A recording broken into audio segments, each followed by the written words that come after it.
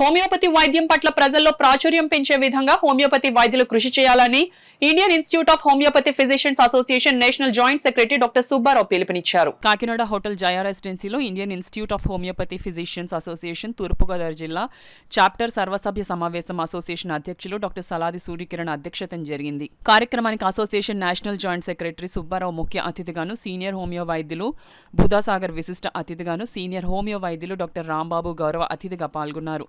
కార్యక్రమంలో భాగంగా association national joint సెక్రటరీగా ఏకగ్రీవంగా ఎన్నికైన డాక్టర్ సుబ్బారావును అసోసియేషన్ సభ్యులు సాలువాలు కప్పి పూలమాలలు వేసి జ్ఞాపికను బహుకరించి ఘనంగా సత్కరించారు. ఈ సందర్భంగా డాక్టర్ సుబ్బారావు మాట్లాడుతూ హోమియోపతి వైద్యం వల్ల ప్రజల్లో ప్రాచుర్యం పెంచే విధంగా హోమియో వైద్యులు కృషి చేయాలన్నారు. అదేవిధంగా సీనియర్ వైద్యులు doctor Rambabu, doctor Sagar, doctor Saladi Suryakiran, doctor Sastri, doctor రాఘవరావు, డాక్టర్ రామ్మోహన్లు ప్రసంగించారు. ఈ కార్యక్రమంలో హోమియోపతి వైద్యులు doctor Acharya Srinivas, doctor Geetha, doctor Satyanivesh, doctor Manoj, doctor Rammohan, doctor Sivakumar, doctor Sindhu, doctor Adabala Sravani, doctor Srilekha తదితరులు పాల్గొన్నారు. ఖచ్చితంగా మనం ఆయన సన్మానించాలని అందరూ అనుకున్నాం. సో ఆ విధంగానే ఈ రోజు ఇక్కడ కలవడం జరిగింది. కలిసి మనందరూ ఆయన్ని కూడా సన్మానించుకోవడం చాలా సంతోషంగా ఉంది. కాబట్టి సుబ్బారావు గారి యొక్క సన్మానాన్ని తీసుకోవాలని ఆశిస్తున్నాం.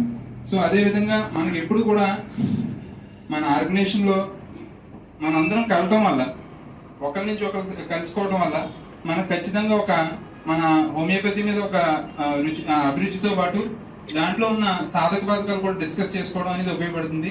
కాబట్టి అందరూ కూడా హోమియో డాక్టర్స్ అందరూ కూడా మనం ఖచ్చితంగా ఒక మంత్లీ కనీసం ఒక గంటన కలవడం వల్ల మనకున్న ప్రాబ్లమ్స్ అన్ని డిస్కస్ చేసుకోవడం వల్ల మన యూనిటీకి మంచి స్ట్రెంగ్త్ వస్తుంది.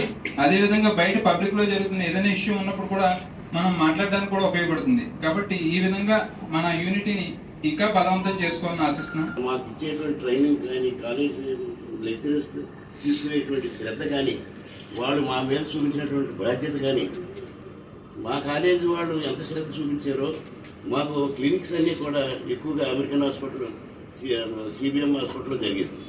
అందులో డేవిడ్ రత్నం గారు ఉండేవారు. ఆయన ఇవాటికి కూడా పాదాభివందనలు అన్నాయి. ఆయన ఏదైనా కేసు ప్రజెంట్ చేసేటప్పుడు డిఫరెన్షియల్ డయాగ్నోసిస్ చెప్తేనే కానీ ఊరుకున్నాడు కదా. అది మాకు సబ్జెక్టు పెరగడానికి ఎంతో అవకాశం అయింది.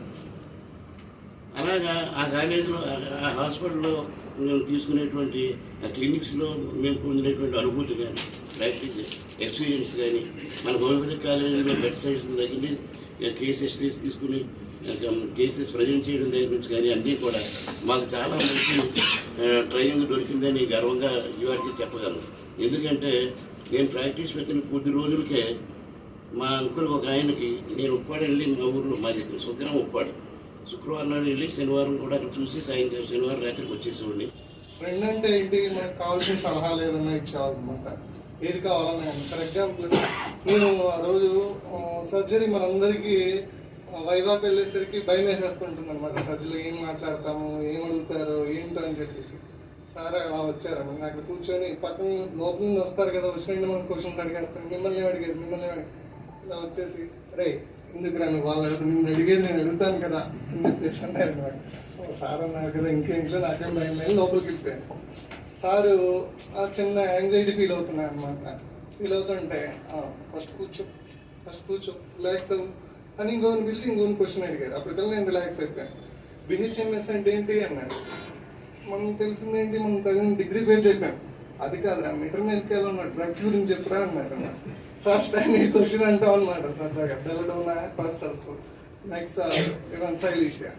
సో అలా ఇదన్నీ ఎందుకు చెప్పానంటే, సారు స్టూడెంట్ ఫ్రెండ్లీ అని చెప్పడానికి చెప్తున్నాను అనమాట. ఇప్పుడు మనకి ఏది ప్రాబ్లం వచ్చినా కానివ్వండి, ఒక గురువుతో ఓపెన్ గా చెప్పగలిగేది ఎప్పుడు అతను ఫ్రెండ్ లా అనుకున్నప్పుడే కోసం ప్రయత్నం చేయాలి. ఎందుకంటే మనం ఏదో ప్రాక్టీస్ చేస్తున్నాం, మనకేదో డబ్బులు వస్తున్నాయి, మన పిల్లలు పెంచుకుంటున్నాం, ప్రాక్టీస్ని బాగా డెవలప్ చేస్తున్నాం, ఇదే కాదు. హోమియోపతిని ఎప్పుడు ప్రాపర్గా చేయాలి. అది ఎలా అంటే ప్రతి ఒక్కరికి ఏదో వీలుంటుంది. అంటే మనం ప్రాక్టీస్ చేస్తున్నాం, ఖాళీ ఉన్నప్పుడు ఏదో ఒక పల్లెటూరు పోయి అక్కడ ఫ్రీ డిస్పెన్సరీ పెట్టండి. మీరు ఒక 10 మందికి అక్కడ ఫ్రీగా వైద్యం చేయండి, అందులో పోయేదే ఉంటుంది, పెద్ద ఏం పోదు అందులో. ఆ రకంగా మనందరూ కూడా, నేను ఇప్పటికీ కూడా ఆన్లైన్లో క్లాసులు చెప్తా ఉంటాను. ప్రతి శుక్రవారం ఆన్లైన్లో క్లాసులు చెప్తాను. ఇలా మొదలుపెట్టిన ఒక 2 minutes 100 members అయిపోయి క్లోజ్ అయిపోతుంది. ఒక 5 నిమిషాలు దాటిందంటే మళ్ళీ మీకు లింక్ దొరకదు అనమాట. అది ఎందుకు చెప్తానంటే నా గొప్పతనం గురించి కాదు, నేను నేర్చుకున్నది 10 మంది తెలియాలి. ఎలోపతికి మనకే తేడా ఏంటంటే ఎలోపతి వాడు తెలుసున్నది అందరికీ చెప్తారు.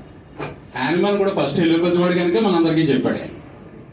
అదే హోమియోపతి వాడు హోమియోపతి కనిపెట్టుంటే ఇక్కడ దాకా మనకి అన్ని దేశాల దాకా ఇక్కడ దాకా వచ్చి ఉండేది.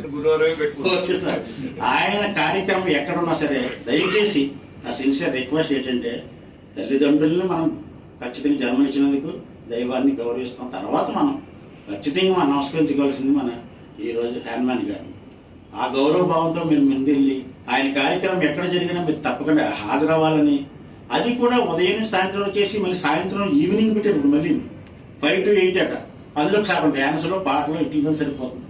అది కాదు కదా, మనం ఆ రోజున కూడా క్లినికల్ నాలెడ్జ్ క్లినికల్ గా మీ ఎక్స్పీరియన్స్ అన్ని కూడా ఆ రోజు చెప్తే కొత్తగా వచ్చే మన విద్యార్థులు ఉన్నారు కదా, వాళ్ళందరూ ప్రాక్టీషనర్స్ అందరూ నేర్చుకుంటారు కదా. దానికోసమే కదా ఈ అసోసియేషన్స్ అన్ని. దేనికోసం మీ ఇప్పుడు చెప్పారైనా తను చూసి నేను దాన్ని ఎటానస్ అని చెప్పగలిగాను నేను అని చెప్పారంటే మరి ఆ నాలెడ్జ్ మనకు రావాలి కదా.